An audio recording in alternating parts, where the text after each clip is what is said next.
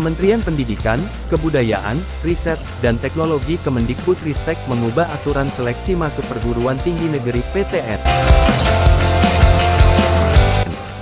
Selama ini, calon mahasiswa bisa masuk PTN dengan cara mengikuti 3 seleksi, yakni SNMPTN, SBMPTN, dan jalur mandiri.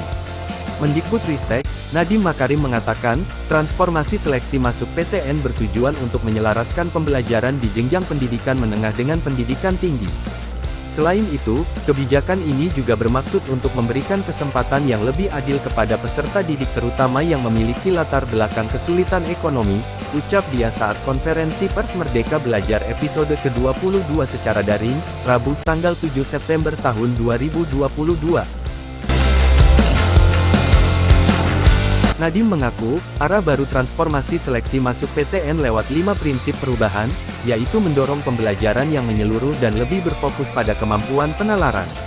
Adapun aturan 3 seleksi masuk PTN yang dirombak, sebagai berikut. 1. Seleksi nasional berdasarkan prestasi.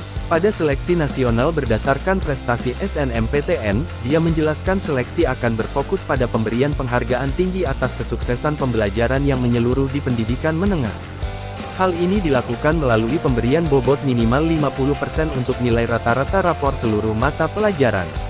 Dengan pemberian bobot yang tinggi ini, diharapkan peserta didik terdorong untuk berprestasi di seluruh mata pelajaran secara holistik. Sedangkan untuk pembobotan sisanya, maksimal 50% diambil dari komponen penggali minat dan bakat. Hal ini bertujuan agar peserta didik terdorong untuk mengeksplorasi minat dan bakatnya secara lebih mendalam. Jalur SNMPTN sebelumnya, bahwa calon mahasiswa dipisahkan berdasarkan jurusan di pendidikan menengah. Padahal untuk sukses di masa depan peserta didik perlu memiliki kompetensi yang holistik dan lintas disipliner. Contohnya, seorang pengacara harus punya ilmu dasar tentang hukum, tetapi juga harus memiliki ilmu komunikasi yang jadi pembeda, jelasnya. 2. Seleksi nasional berdasarkan tes. Nantinya, jalur SBMPTN akan berfokus pada pengukuran kemampuan penalaran dan pemecahan masalah. Sebelumnya, kata dia, pada jalur SBMPTN ujian dilakukan dengan menggunakan banyak materi dari banyak mata pelajaran yang secara tidak langsung memicu turunnya kualitas pembelajaran dan peserta didik kurang mampu menjadi lebih sulit untuk dapat sukses pada jalur ini.